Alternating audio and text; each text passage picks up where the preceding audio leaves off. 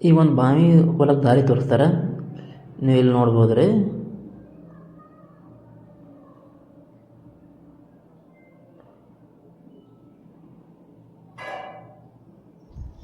ಬಂತು ನೋಡ್ರಿ. ಭಾಳ ಇದು ಹಳೆಯ ಕಾಲದ ಬಾವಿ ರೀ. ಹೆಸರು ಚುಂಚನಸೂರು, ಊರ ಹೆಸರು ಚುಂಚನಸೂರು ಪಾರಂ ಬಾವಿ ರೀ. ಓ ನಮ ಶಿವಾಯ. ನಮಸ್ಕಾರ ಗುರುದೇವ. ಎಲ್ಲರೂ ಶರಣ ಆರತಿ ಇಲ್ಲಿ ತೋರ್ಸತ್ತಾರ. ನೀವು ಇಲ್ಲಿ ನೋಡ್ಬೋದು ರೀ. ಬಾ ತುಂಬ ಚೆನ್ನಾಗಿದೆ, ಹಳೆಯ ಕಾಲದ್ದು. ಬಾ ಬಾ ಬಾ ಬಾ ಇವತ್ತು ನಾ ಬಾ ಬಾ ಬಾ ಬಾ ಚುಂಚನಸೂರು ಬಾ ಊರಿಗೆ ಹೋಗಿದ. ಹಂಗೆ ಮತ್ತು ದೇವಸ್ಥಾನಕ್ಕೆ ಹೋಗಿದ್ದಾರೆ. ಅಲ್ಲಿ ಊರಾಗ ಒಬ್ಬರು ಗೊತ್ತಾಯಿತು. ಅಲ್ಲೊಬ್ಬರು ಹೇಳಿದ್ರು ನಮಗೂ ನೋಡ್ಯಾರಂತ ನಡಿ ಅಂತ. ಹೋದವ್ರಿ ನಡಬಾರ್ಕ ಟೂರ್ ತೊಗೊಂಡು ಭಾಳ ಹೈರಾಣ ಆಯ್ತು ಬಿಡ್ರಿ. ಹೋಗ್ಬೇಕಾದ್ರೆ ಭಾಳ ಹೈರಾಣ ನೋಡಿ ಮಾಡಿ ಹೋಗ್ಬೇಕತ್ತಾರೆ. Two wheeler ಹುಷಾರಾಗಿರ್ಬೇಕು. ಇದೇ ನೋಡ್ರಿ ಪಾರಂ ಬಾವಿ, ಚುಂಚನಸೂರು ಪಾರಂ ಬಾವಿ.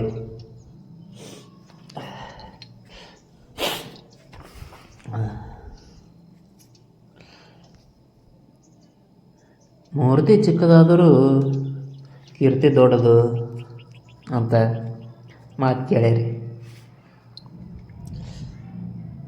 ಬರಗಾಲ ಏನಿತ್ತು,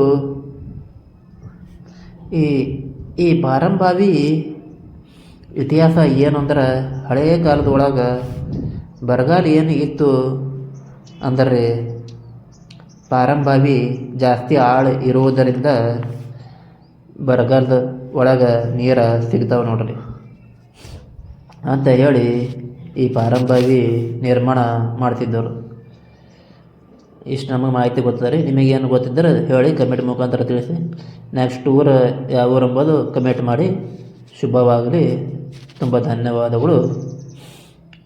ಇವತ್ತು ನಾನು ಕೊಟ್ಟಂಥ ಮಾಹಿತಿ ನಿಮಗೇನು ಇಷ್ಟ ಆಯಿತು ಅಂದ್ರೆ ಲೈಕ್ ಮಾಡಿರಿ, ಫಾಲೋ ಮಾಡಿರಿ, ಶೇರ್ ಮಾಡಿರಿ, ಸಪೋರ್ಟ್ ಮಾಡಿರಿ. ತುಂಬ ಧನ್ಯವಾದಗಳು. ಓ ನಮಃ ಶಿವಾಯ.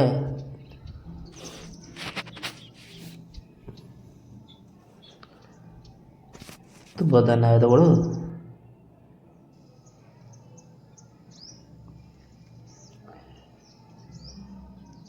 ಶರಣಾರ್ಥಿ.